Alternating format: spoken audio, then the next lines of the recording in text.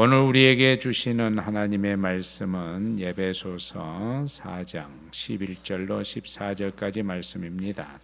그가 어떤 사람은 사도로, 어떤 사람은 선지자로, 어떤 사람은 복음 전하는 자로, 어떤 사람은 목사와 교사로 삼으셨으니 이는 성도를 온전하게 하여 봉사의 일을 하게 하며 그리스도의 몸을 세우려 하심이라.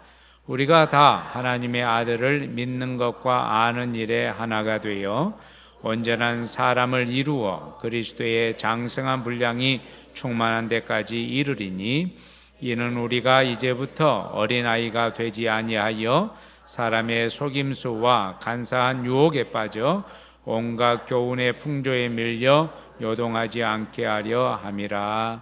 아멘. 저는 저희 딸을 볼 때 안타까운 마음을 많이 가지고 있어요. 여러 가지 면에서 잘해주고 기특하기도 하지만 우리 애가 키가 작아서 그것이 늘 아빠의 마음을 아프게 합니다. 쌍꺼풀 없으면 쌍꺼풀 수술하면 돼요. 저희 딸 쌍꺼풀이 없어서 제가 고등학교 졸업하면 쌍꺼풀 수술해 준다고 제가 약속을 했어요. 그래가지고 용돈을 아껴서 이미 100만 원 이상 이렇게 제가 모아놨어요. 태어날 때 쌍꺼풀 없이 태어났으니까 애프터 서비스를 내가 해야 되잖아요. 아이를 학교에 보냈는데 성적이 잘 안 나오고 그러면 학원 보내면 돼요. 그래서 학원을 보내서 좋은 선생님 도움받아서 이렇게 성적을 좀 올릴 수 있으면 부모가 할 수 있는 일들이에요. 어렸을 때부터 키가 좀 작으니까 성장판 검사도 했습니다. 그리고 한약도 먹였어요. 그런데 안 커요.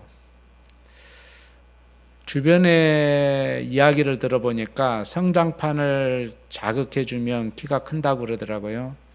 그래서 고등학교 3학년 학생인데 방학 때나 아니면 집에 오면 제가 종아리를 많이 마사지 해줘요. 지금이라도 조금이라도 더 컸으면 좋겠다는 그런 마음으로. 그리고 성장판에 자극을 주고 그리고 뜸도 제가 떠줘요. 어디에 성장판이 있는지 책을 보고 그래서 좀 잘 알거든요. 그렇게 해줘도 안 크더라고요. 진짜 마음은 어느 정도냐면 제 종아리 쪽 한 10cm 정도의 뼈를 깎아서 주고 싶은 마음까지도 있어요. 키 작은 것은 그런데 어쩔 수 없더라고요. 그래서 제가 이렇게 얘기했어요. 야, 이렇게 아빠가 많이 노력해도 키 작은 것은 어쩔 수 없다. 그러니까 부지런히 먹고 운동 열심히 해라 그랬더니 얘가 부지런히는 먹은데 운동을 열심히 안 해서 또 옆으로 컸어요. 우리의 육신의 몸이 성장을 멈추면 안타까운 것처럼 우리의 믿음도 성장하지 않으면 우리 하나님 아버지의 마음도 많이 아플 것 같아요. 그래서 오늘은 어떻게 하면 우리의 믿음이, 우리의 신앙이 쑥쑥 자랄 수 있을까? 어떻게 자란다고요? 쑥쑥 자라는 게 쑥쑥 자라요. 2월 말쯤 되면은 주부들이 들에 나가서 쑥을 캐요. 그 쑥을 가지고 쑥국도 끓여 먹고 또 그 쑥으로 떡도 해 먹고 그러지 않습니까? 그런데 3월, 4월이 지나고 나면은 땅에 붙어 있는 쑥이 쑥쑥 커가지고 엄청나게 키가 커 있어요. 그것처럼 여러분 모두의 신앙이 쑥쑥 자라기를 바랍니다. 어떻게 하면 쑥쑥 자랄까? 우리의 키도 그렇고 우리의 신앙도 그렇고 원리는 비슷한 것 같아요. 잘 먹어야 잘 자라요. 따라해봅시다. 잘 먹어야 합니다. 잘 먹어야 잘 자라요. 2016년도 오늘과 100년 전 1916년도 한국 여성들의 평균 키를 비교해 봤어요. 그랬더니 1916년도에 한국 여성들의 평균 키가 142cm였어요. 그런데 지금은 162.3cm래요. 100년 사이에 평균 키가 20cm나 더 커졌어요. 원인이 뭘까요? 잘 먹어서 그래요. 영양 섭취를 100년 전보다 훨씬 우리는 고칼로리의 영양을 섭취할 수 있어요. 너무너무 잘 먹어요. 그래서 제가 가끔 이런 생각을 해봐요. 요즘에 나는 조선시대 왕보다도 더 잘 먹고 잘 산다. 그런 생각을 해봅니다. 그런데 신앙이 제자리 걸음을 하면 그 신앙은 정상적인 신앙이라고 할 수가 없어요. 따라해 봅시다. 신앙도 성장해야 합니다. 신앙도 믿음도 성장해야 합니다. 대답해 보세요. 어떻게 하면 믿음이 자랄까요? 잘 먹어야 합니다. 죄라는 것도 잘 자라는 거거든요. 죄는요, 얼마만큼 잘 자라냐면 쑥보다도 더 잘 자라요. 야고보서 1장 15절 보니까 욕심이 잉태한 즉 죄를 낳고 죄가 장성한 즉 사망을 낳느니라. 그래서 죄도 성장하더라. 우리말에 바늘도둑이 소도둑 된다는 말 있잖아요. 죄가 자라나요. 그런데 죄라고 하는 것은 잡초하고 같아서 죄는 심지도 않고 가꾸지도 않아도 자라나요. 그런데 죄만 자라나는 게 아니라 믿음도 자라날 수 있어요. 그런데 믿음은 심고 가꾸어야 자라나요. 믿음은 뭘 먹고 자라냐면 하나님 말씀 먹고 자라나는 거거든요. 로마서 10장 17절에 그러므로 믿음은 들음에서 나며 들음은 그리스도의 말씀으로 말미암느니라. 그래서 믿음은 곡식과 같다. 따라해 봅시다. 믿음은 곡식과 같다. 죄는 뭐와 같다고요? 잡초와 같아서 심지도 않고 가꾸지 않아도 저절로 그렇게 번성력 있게 잘 자라는데, 믿음은 곡식과 같아서 심어줘야 되고 가꾸어줘야만 잘 자란다는 거예요. 믿음은 말씀을 먹고 자라는데 그 말씀을 우리가 의도적으로 자주 먹어야 돼요. 따라해보자. 말씀을 자주 먹자. 성장기에 있는 아이들은 얼마나 자주 먹는지 몰라요. 금방 먹고 났는데 배고프다고 그래요. 그래서 말씀을 자주 먹고, 그리고 그 말씀을 골고루 먹어야 돼요. 또 성장하기 위해서는 이 말씀을 골고루 먹을 뿐만이 아니라 즐겁게 먹어야 돼요. 그래야 소화가 잘 돼요. 따라해보자. 말씀을 많이 먹자. 여러분 평상시에 성경을 얼마나 읽습니까? 하루에 3장씩 읽으면 1년이면 성경 구약과 신약 한 번 읽을 수 있어요. 그래서 성경은 하루에 3장씩은 꼭 읽어야 되고, 그리고 설교도 여러분 일주일에 한 번 듣는 것보다는 주일도 듣고 수요일도 듣고, 그래서 모든 공예배에 참여하면서 말씀을 자주 들으면 뭐가 성장한다고요? 믿음이 성장할 수 있어요. 뿐만 아니라 말씀을 우리가 들을 때에 즐겁게 듣는 거예요. 말씀을 맛있게 먹는 거예요. 예전에 딸들이 사윗감 데리고 오면 장모님 밥을 해서 줘요. 그러면서 유심히 봐. 밥 먹는 걸 유심히 봐요. 사위가 밥을 먹을 때 어떻게 먹어야 돼요? 찌적찌적 먹어야 돼요? 어떻게 먹어야죠? 아주 그냥 맛있게 밥 한 번씩 퍼가지고 먹을 때 탑으로 퍼서 막 입에다가 집어넣는 것처럼 그렇게 먹어야 돼요. 왜냐하면 이 사위가 밥을 맛있게 먹고 힘을 내야만 남자 구실을 하거든요. 산의 남자를 한문으로 써보세요. 입구자에다가 열십자를 쓰고 그 밑에 힘역자를 써요. 남자란 뭐냐? 10명의 입을 먹여 살릴 수 있는 힘을 가져야 돼요. 그러려면 잘 먹고 맛있게 먹고 소화를 잘 시켜야죠. 하나님의 말씀도 마찬가지예요. 따라해 봅시다. 말씀을 맛있게 먹자. 고린도후서 1장 20절에 하나님의 약속은 얼마든지 그리스도 안에서 예가 되니 그런즉 그로 말미암아 우리가 어떻게 해요? 아멘하여 하나님께 영광을 돌리게 하느니라. 말씀을 들을 때 그 말씀을 아멘, 아멘, 아멘 하고 받아서 그 말씀을 들으면 하나님께 영광이 되고 우리에게는 영적인 살과 에너지가 되는 거예요. 그리고 말씀을 우리가 들은 다음에 이것을 잘 소화해내는 것이 필요해요. 어제 여러분 저녁에 뭘 드셨어요? 드신 것이 다 다르겠지만 제가 돼지고기를 먹었는데 이 돼지고기를 먹으면 입에서 씹어가지고 목을 통해서 식도를 통해서 어디에다가 집어넣어줘요? 위에다가 집어넣어줘요. 그러면 돼지고기가 위 속에 들어가면 위에서 위액이 이 돼지고기를 향하여 다가와요. 짠짠짠짠짠짠짠짠짠짠짠짠짠짠 위액들이 돼지고기를 향해서 다가와요. 왜 다가올까요? 소화를 시키기 위해서. 그런데 어젯밤에 먹은 돼지고기가 위액들이 쫙 자기를 향하여 가까이 오니까 스톱, 잠깐만 기다려. 나는 뱃속에서 돼지고기로 그대로 있기를 원해. 니들이 나한테 와가지고 소화액을 분비해서 소화시키는 거 싫어. 나는 그대로 돼지고기로 있기를 원해.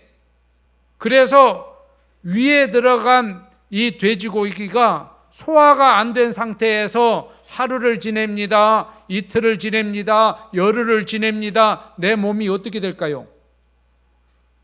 이걸 소화가 되지 않은 이 돼지고기를 토해내지 않으면 몸에 이상이 와요.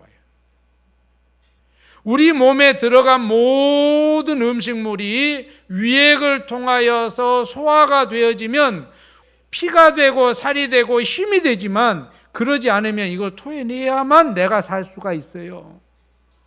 그러는 것처럼 말씀도 마찬가지. 하나님의 말씀을 들으면 마음이 아파요. 왜 그러냐면 하나님의 말씀은 양날이 아주 날카로운 칼과 같아서 우리의 잘못된 것을 자꾸 찌른단 말이에요. 사도행전 2장 37절 보니까 베드로가 많은 사람들 앞에서 설교를 할 때에 그들이 이 말을 듣고 마음에 찔려, 마음을 찔러요. 하나님의 말씀이 마음을 찔러요. 그래서 그들이 뭐라고 했냐? 베드로와 다른 사도들에게 물어 이르되 형제들아 우리가 어찌할꼬? 그때 베드로가 이렇게 말합니다. 회개해라. 그리고 세례를 받아라. 그리하면 하나님께서 성령을 선물로 주실 것이다. 똑같은 일이 초대교회에 또 일어났어요. 스데반 집사님이 설교를 하는데 스데반 집사님의 설교를 듣고 그 설교를 듣는 사람들의 마음이 찔렸어요. 사도행전 7장 54절 그들이 이 말을 듣고 마음에 찔려. 그런데 그들은 어떻게 했죠? 스데반 집사를 향하여 이를 갈고 스데반 집사를 돌로 쳐서 죽였어요. 여러분, 오늘 이렇게 설교를 통해서 듣는 말씀 또는 여러분들이 성경을 읽으면서 눈으로 듣는 그런 말씀들을 객관적인 말씀, 로고스라 그래요. 로고스. 그런데 이 객관적으로 선포된 말씀을 내가 소화해서 나의 말씀으로 받는 것을 레마라 그래요. 뭐라 그런다고요? 레마. 하나님께서 오늘 나에게 주신 말씀이구나. 그래서 이 하나님의 말씀 로고스를 나에게 주신 말씀으로 내가 마음으로 간직하면 이 말씀이 나의 인격이 되고 이 말씀이 나에게 축복이 되는 줄로 믿습니다. 그래서 말씀을 잘 소화해내야 돼요. 키가 크려면, 우리의 믿음이 크려면 두 번째, 운동도 열심히 해야 합니다. 따라해 봅시다. 운동도 열심히 해야 합니다. 운동을 열심히 해야 좋은 몸매를 가질 수 있어요. 성장판이 열려졌었을 때 성장판이 닫혀질 때가 있어요. 어릴 때에는 성장판이 열려져 있기 때문에 그때 운동을 해야 돼요. 성장판이 열려진 상태에서 줄넘기도 하고 달리기도 하고 농구도 하면 그 성장판을 자극해 주기 때문에 키가 크는 거예요. 그런데 성장판이 닫힌 상태에서는 아무리 줄넘기를 많이 해도 오히려 키가 작아지더라고. 이렇게 따라해 봅시다. 신앙도 성장할 때가 있다. 키도 클 때가 있어요. 신앙도 마찬가지예요. 신앙이라고 하는 것도 제가 목회를 하다 보니까 우리 집사님들, 우리 권사님들 신앙이 언제나 막 팍팍 자라는 게 아니라 자라날 때가 있더라니까요. 어느 때 신앙이 자라나냐면 열린 마음으로 말씀을 들을 때 우리의 신앙이 자라나요. 성장판이 열릴 때 운동하면 키가 자라는 것처럼 열린 마음으로 말씀을 들을 때에 우리의 신앙이 자라나는 거예요. 먹기만 하고 운동을 안 하면 어떤 현상이 나오죠? 비만에 걸려요. 그래서 비만하면은 당도 생기기도 하고 혈압도 높아지고 뭐 고지혈증도 생기고 그러잖아요. 그런데 먹고 운동하면, 열심히 운동하면 딸애보다 나도 멋진 몸매를 가질 수 있어요. 나도 멋진 몸매, 건강한 몸을 가질 수가 있어요. 우리가 말씀을 듣기만 하고 지식만 쌓아놓으면 그 들은 말씀이 다른 사람을 정죄하는 역할밖에 안 해요. 그래서 신앙에 비만 증세가 생기는 거예요. 그런데 말씀을 듣고 말씀을 아는 만큼 내가 삶 속에서 실천하면, 말씀을 아는 만큼 기도하고 말씀을 들은 만큼 봉사하고 말씀을 들은 만큼 순종하고 말씀을 들은 만큼 우리가 전도하면 우리는 영적으로 참 건강한 성도로 성장하는 줄로 믿습니다. 마지막으로 성장은 목사의 사명입니다. 저는 지난주 휴가 동안에 목사란 무엇인가 하는 것을 굉장히 많이 생각했어요. 목사란 무엇일까? 목사가 무엇인가를 몰라서 그런 생각을 많이 한 것이 아니고, 휴가가 끝나고 교회에 다시 복귀를 하면 더 좋은 목사가 되기 위해서 목사란 무엇인가를 계속 생각했어요. 목사는 교회 행정도 잘 봐야 돼. 그래서 교회의 여러 가지 일들을 처리할 때 그것이 질서적으로 또 민주적으로 잘 처리되어지고 있는지를 잘 살펴야 돼. 또 교인들이 아프거나 또 연로하거나 그러면 교인들 신방도 잘 해야 돼. 자주 해야 돼.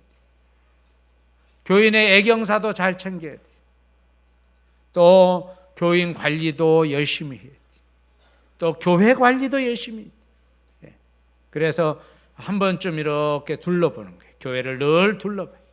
교회 행사, 체육대회가 있든지 정교인 수련회가 있든지 뭐 볼링대회가 있든지 이런 것들을 잘 주관해서 이런 행사에 참여하는 교인들이 행복감을 느낄 수 있도록 그렇게 해야 돼요.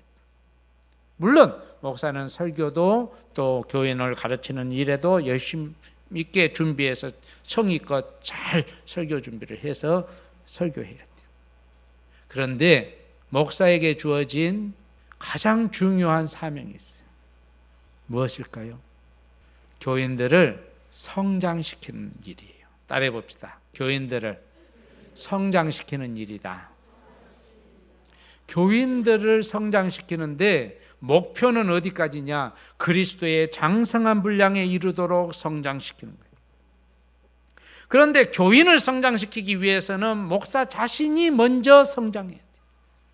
그래서 목사는 자신이 성장하기 위해서 기도하는 일이나 책을 읽는 일이나 또는 여러 가지 세미나에 가서 배우는 일이나 이런 것을 게을리해서는 안 돼요.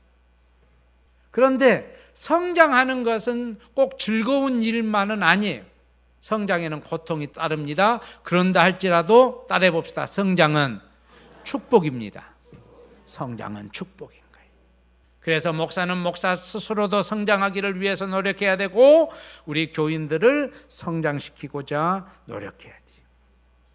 오늘 예배소서 4장 11절 말씀을 보니까 주님께서 어떤 사람은 사도로, 어떤 사람은 선지자로, 어떤 사람은 복음 전파하는 자로, 어떤 사람은 목사와 교사로 삼으셨다 그랬어요. 우리가 이 말씀을 그냥 읽으면 교회 안에 목사가 따로 있고 교사가 따로 있는 것처럼 그렇게 느껴지는데, 헬라어 성경 원서로 보면 이 부분은 목사에게 주어진 두 가지 사명이에요. 대라고 하는 말은 관사예요, 관사. 어떤 사람은 목사와 교사로 삼았다, 이건 관사예요. 영어로 말하면 어나 더나 뭐 이런 거죠. 목사라고 하는 말을 헬라어로는 뭐라고 표현을 했냐면 포이메나스. 이것을 우리나라 성경은 목사라고 해석을 해놨는데 정확한 표현은 뭐냐면 목양이에요. 목양. 목사가 해야 되는 첫 번째 일은 뭐냐면 마치 목자가 양을 돌보는 것처럼 교인들을 목양하는 것이, 그것이 첫 번째 사명. 두 번째는 목사가 해야 될 두 번째 일은 뭐냐? 디다스카누스, 가르치는 일이에요. 목사는 교인들을 목양하고 잘 돌보고 가르치는 일을 통해서 성도들을 온전하게 만드는 사명을 하나님 앞에 받은 거예요. 그래서 성도들을 온전하게 하여 봉사의 일을 하게 하며 그리스도의 몸을 세우려 하십니다. 에베소서 4장 13절 보니까 우리가 다 하나님의 아들을 믿는 것과 아는 일에 하나가 되어 온전한 사람을 이루어 어느 정도까지 성장시켜야 하냐면 그리스도의 장성한 분량이 충만한 데까지 이르도록 성장시켜야 돼요. 목사도 그만큼 성장해야 되고 교인들도 거기까지 성장해야 됩니다. 따라해봅시다. 성장하자. 그런데 문제는 뭐냐면 성장이란 뭐냐는 거예요. 미켈란젤로가 그린 천지창조라고 하는 굉장히 유명한 작품이에요. 미켈란젤로는 1475년에 태어나서 1564년에 죽었으니까 90살을 살았어요. 그런데 다비드상, 그 그림을 가져 올려다가 조금 너무 난해하게 조각을 해서 그래서 그 그림을 안 가져왔어요. 다비드상, 천지창조. 그런데 미켈란젤로라고 하는 사람이 조각에도 아주 능했는데 이 조각품 중에 피에타라고 하는 조각이 있어요. 조각품이 있어요. 이 피에타라고 하는 이 말은 영어로 피티라고 하는 말과 같은 말인데, 피티라고 하는 말은 가엾다, 불쌍하다, 그래서 동정심이 생긴다, 이런 뜻이에요. 무슨 말이냐면 미켈란젤로의 피에타라고 하는 이 작품은 예수님의 어머니 마리아가 예수님이 십자가에서 죽으신 그 시신을 품에 안은 모습을 조각한 그 조각품이에요. 그런데 미켈란젤로가 자기의 생애에 피에타라고 하는 이 작품을 3개를 만들어요. 몇 개를 만든다고요? 3개를 조각을 합니다. 이것은 논다니니의 피에타입니다. 가운데 누가 계시죠? 앞에 있는 분이 예수님이에요. 예수님. 십자가에서 죽으셔서 그래서 그 십자가에서 예수님의 시신을 내렸어요. 그리고 그 뒤에 있는 분이 성모 마리아예요. 그 시신을 뒤에서 이렇게 안은 모습입니다. 이것이 논다니니의 피에타. 누가 조각했다고요? 미켈란젤로가 조각한 작품입니다. 두 번째, 피렌체의 피에타입니다. 이 피렌체의 피에타에는 예수님과 예수님의 어머니 성모 마리아와 그리고 막달라 마리아와 그리고 뒤에 어떤 남자분이 한 분 계세요. 이분은 요한복음 3장에서 밤에 예수님을 찾아왔던 니고데모라는 사람이에요. 그런데 이 니고데모를 이 작품에다가 넣었는데 의도가 있어요. 이 니고데모를 미켈란젤로 자신의 모습으로 거기다가 넣은 거예요. 왜 넣는가 하는 것은 제가 조금 이따 설명해 드릴게요. 세 번째 작품입니다. 성 베드로 성당에 있는 피에타입니다. 이 성 베드로 성당에 있는 피에타 이 조각품을 보면 얼마나 섬세한지 예수님의 갈비뼈 이 자국까지도 다 나와 있어요. 그리고 예수님 복근을 보세요. 아주 사람을 해부해서 그 속에 있는 힘줄 하나하나까지도 다 표현해 보려고 노력을 했어요. 자, 제가 여러분들에게 물을게요. 세 가지 피에타는 이 조각품은 미켈란젤로가 생애에서 세 번 예수님이 돌아가시고 그 시신을 마리아가 품에 안은 그 작품을 세 번 조각한 거예요. 첫 번째는 24살 때, 두 번째는 50년이 지난 75살 때, 그리고 마지막 작품은 12년간 조각을 했어요. 마지막 죽기 전까지 해서 12년 동안 조각을 했어요.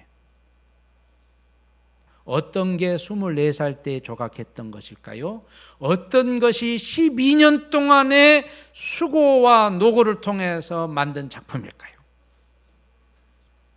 놀랍게도 성 베드로 성당에 있는 예수님의 갈비뼈 하나하나까지도 다 섬세하게 표현한 그 작품이 미켈란젤로가 24살 때에 조각한 작품입니다. 그리고 피렌체에 있는 피에타가 75살 때, 그리고 12년 동안 마지막 죽는 그 순간까지 12년 동안 조각한 작품이 닌다니니의 피에타입니다. 성 베드로 성당의 피에타가 어떻게 조각이 됐냐면 24살 때 교황청 랑그로 사이오라고 하는 추기경의 요구에 의해서 만들어졌습니다. 그런데 여러분, 조금 이상한 게 있죠. 무엇이 이상해요? 예수님이 지금 마리아의 품에 누워 있습니다. 그 중심에 성모 마리아가 앉아 있는데 완전한 구도를 갖추고 앉아 있어요. 그런데 예수님이 마리아 품에 있는데 마리아의 두 무릎 사이에 예수님이 들어와 있어요. 마리아가 저렇게 거인이었나요? 저렇게 커요? 24살 때 미켈란젤로가 이 피에타를 조각할 때에 교황청에 특별한 요구가 있었다는 거예요. 예수님이 중심이 아니고 마리아를 중심으로 해서 이 피에타가 조각이 됐어요. 잘못된 교리에 의해서 이 피에타가 만들어진 거예요. 24살 때 이 완벽한 미술적인 관점에서 보면 완벽한 이 피에타를 만들어 놓고 미켈란젤로는 고민을 많이 했어요. 그래서 50년이 지나서 피렌체의 피에타를 다시 조각합니다. 몇 살 때 조각했다고요? 75세 때. 50년이 지나고 다시 피렌체의 피에타를 조각합니다. 그런데 그 피에타에는 예수님과 성모 마리아만 나오는 것이 아니라 구도를 맞추기 위해서 두 여인을 양쪽에다가, 그래서 성모 마리아와 막달라 마리아를 양옆에다가 배치를 시키고 가운데에 의도적으로 니고데모를 서게 만듭니다. 미켈란젤로는 니고데모 모임을 주도했던 사람 중에 한 명입니다. 그 당시에 잘못된 교리에 대항하는, 교황청의 잘못된 교리에 대항하는 모임인 니고데모 모임을 가지면서 그래서 교황청의 잘못된 교리를 바꾸어 보려고 노력했던 사람 중에 하나입니다. 그것에 대한 상징적인 의미로 피렌체의 피에타의 뒤에 니고데모를 세웠는데 그 니고데모는 다름 아닌 자기 자신의 모습이에요. 그리고 1552년부터 1564년 12년 동안 논다니니의 피에타를 마지막으로 조각을 합니다. 이제는 예술 쪽에서 모든 것이 다 완벽하게 갖추어진 그 미켈란젤로가 마지막 12년 동안에 예수님의 그 피에타를 조각을 하는데 예수님의 얼굴에 눈도 코도 입도 불분명합니다. 사람의 갈비뼈 힘줄 하나도 그걸 살려서 마치 살아있는 작품처럼 만들 수 있었던 미켈란젤로가 예수님의 얼굴 하나를 완성시키지 못합니다. 12년 동안. 왜 그랬을까요? 이것이 미켈란젤로의 신앙적인 고백입니다. 미켈란젤로는 예수님 본 적 없습니다. 난 예수님의 얼굴 본 적 없어. 그런데 본 적이 없는 그 예수님의 얼굴을 내가 마치 본 것처럼 그린다고 하는 것은 이건 신앙적으로 미성숙한 거야. 여러분, 무엇이 성장입니까? 교회를 1년, 2년, 10년, 20년, 30년 다니고 나면 신앙의 연조만큼 우리가 우리의 삶에서, 역사에서 무언가 우리가 책임 있는 행동을 해야 될 텐데 무엇이 성장입니까? 론다니니의 피에타, 피렌체의 피에타, 그리고 성 베드로 성당에 있는 피에타.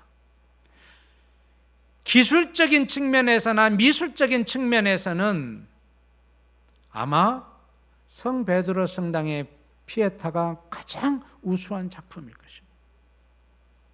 그러나 미켈란젤로의 생애에서 우리가 볼 수 있었던 것처럼 처음에는 잘못된 교리의 압박을 받았던지 아니면 어떤 요청을 받았던지 모르지만 그러나 그것을 거짓되게 미술품으로 표현해내려고 했던 24살 때의 그 성 베드로 성당의 피에타. 그러나 이것이 항상 마음의 짐이 되어서 50년이 지나고 나서 다시 피렌체의 피에타를 조각할 수밖에 없었고 마지막 죽는 그 순간까지 12년 동안 자기가 보지 못한 예수 그리스도의 얼굴을 거기에다가 정확하게 표현해낼 수 없었던 신앙의 양심적인 선언. 이것은 미켈란젤로가 얼마만큼 정신적으로 영적인 측면에서 성장해 가고 있는가를 표현해 주는 작품들입니다. 저는 목회를 해오면서 어떻게 우리 교인들의 성장을 도울까 굉장히 많이 고민합니다. 우리 교인들이 그리스도의 장성한 분량이 충만한 데 이르기까지 성장하도록 도와야 되는 것이 목사의 사명인데 우리 교인들 한 사람 한 사람이 그리스도의 장성한 분량이 충만한 데까지 성장하면 진실한 사람들이 될 것입니다. 그리스도의 장성한 분량이 충만한 데까지 우리 교인 한 사람 한 사람이 성장하면 우리는 헌신적인 사람들이 될 것입니다. 그리고 이것은 목사의 사명입니다. 에베소서 4장 12절에 이는 성도를 온전하게 하여 목사는 교인들을 그리스도의 장성한 분량에 이르기까지 성장시켜서 여러분이 온전하게 되어지면 그러면 교회 안에서 가정에서 어떤 일을 합니까? 성도를 온전하게 하여 봉사의 일을 하게 하며 서로가 서로를 사랑으로 대하고 서로가 서로를 헌신적으로 섬기고 봉사하도록 만들어서 여러분이 속해 있는 가정과 우리가 속해 있는 교회가 천국 같게 만드는 그리스도의 몸을 세우게 하는 것이 그것이 목사의 사명이고 또한 우리의 책임인 줄로 믿습니다. 오늘 말씀을 정리하겠습니다. 우리의 믿음도 자라나야 합니다. 그러기 위해서 말씀을 잘 먹고 즐겁게 먹고 소화를 잘 시켜야 됩니다. 열심히 운동도 해야 됩니다. 말씀을 삶에서 실천해 나가야 됩니다. 말씀을 듣고 기도 많이 해야 됩니다. 말씀을 듣고 들은 대로 섬기고 헌신해야 됩니다. 말씀을 듣고 이웃에게 전도도 해야 됩니다. 목사가 성장하고 교인이 성장하면 하나님도 즐거워하고 그리스도의 몸이 세워집니다. 이것이 이 교회에 목사가 있어야 될 이유입니다.